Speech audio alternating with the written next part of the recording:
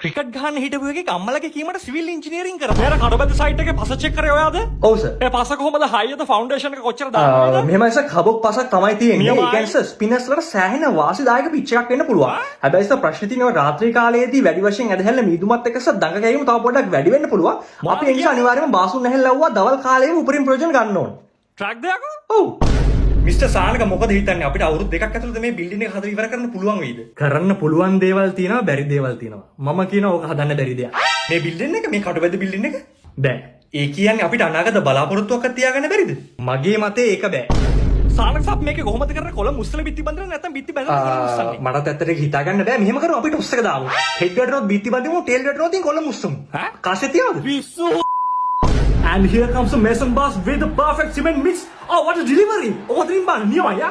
ඔහොම. ඔව් මට පේනවා අශෝක බාසුන් නේ මෙතන ළඹ යනවා නමුත් level නෑ.